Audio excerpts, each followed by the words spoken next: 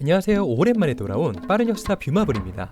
역사를 돌아보면 참 흥미로운 이야기도 신기한 사건도 참 많았었는데요.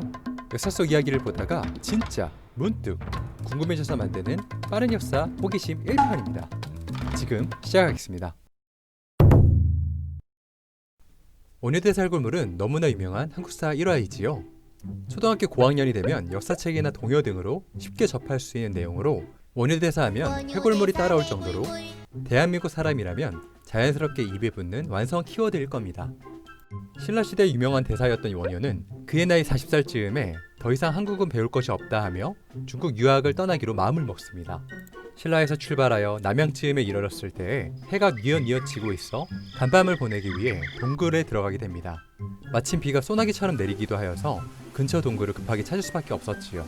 많은 거리를 걸어왔기에 노곤한 몸을 뉘우고 잠이 든 원효는 밤중에 목이 너무 말라 깨어나게 됩니다. 불빛 하나 없는 주변을 더듬거리고 있다가 이윽고 물이 담겨있는 바가지를 발견하게 됩니다. 반가운 마음에 바가지 물을 벌컥벌컥 마시게 되었지요. 그런데 웬걸, 그 물이 정말 꿀맛이었던 것입니다. 아, 그 참 달고 시원하구나.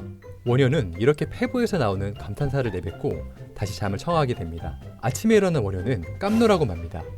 바로 잠을 잔 동굴은 파헤쳐진 아주 오래된 무덤이었던 것이지요. 이윽고 2차 깜놀을 합니다. 자기가 간밤에 먹은 바가지의 물이 사람 시체 두개골에 고인 물이었다는 것을 알게 되었지요. 3차까지 간 직장인 마냥 구토를 뿜으며 과연 진리는 먼 곳에 있지 않구나 하는 집 떠나면 개고생과 같은 선상의 깨달음을 얻고 유학길에서 돌아왔다는 이야기입니다. 물론 이 이야기는 사실 진위 여부가 많습니다만 저는 궁금했습니다. 과연 원효대사 해골물은 어떤 맛일까? 어떤 맛이길래 그리 맛깔나게 먹을 수 있었을까? 우선 진짜로 해골에 담긴 물을 마셨다고 한들 그 해골물이 썩은 물은 아니었을 겁니다.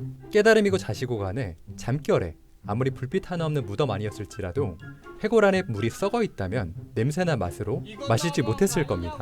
또한 파묘가 된 오랜 무덤이었기 때문에 당시 해골은 풍화작용을 거쳐 그야말로 뼈만 남은 두개골이었겠지요.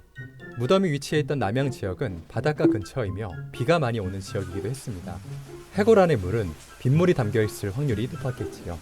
여기서 우리는 해골 맛을 유추할 수가 있습니다. 당시 신라시대에 오염되지 않은 대기에서 뿌린 빗물은 그냥 먹어도 충분히 맑고 깨끗한 물입니다. 또한 빗물이 무덤에 있는 풀과 흙으로 정화가 되어서 고인 물이기 때문에 더욱 먹기 좋았겠지요. 해골에서 나오는 단백질, 콜라겐, 콘드로이드, 황산, 칼슘, 마그네슘 등이 원효의 뼈 건강에 도움을 주었을 것입니다. 특히 단백질은 고기를 안 먹는 스님들에게는 더욱 좋은 영양소였을 것입니다. 아, 원효는 원래 고기를 먹었구나. 암튼 원효는 이렇게도 말하지 않았을까요? 아휴, 그거 참 건강한 맛이구나. 암튼 무엇보다 원효는 먼 길을 왔기에 굉장히 목이 말랐을 것입니다. 이것은 마치 이와 같습니다. 성인 남성들은 공감하실 텐데요. 군대에서 원거리 행군을 마치고 마시는 30년 된 생수통 안에 미지근한 맹물이 하늘에서 내리는 생명수와 같다는 것을.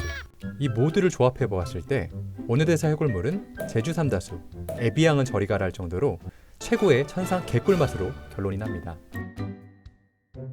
원효는 이후로도 해골을 물바가지로 사용하지 않았을까 하는 합리적인 의심을 해보며 오늘의 영상을 마칩니다. 앞으로도 흥미로운 역사 호기심을 가지고 돌아오겠습니다. 시청해주셔서 감사합니다. 영상이 재밌으셨다면 좋아요, 구독 부탁드립니다.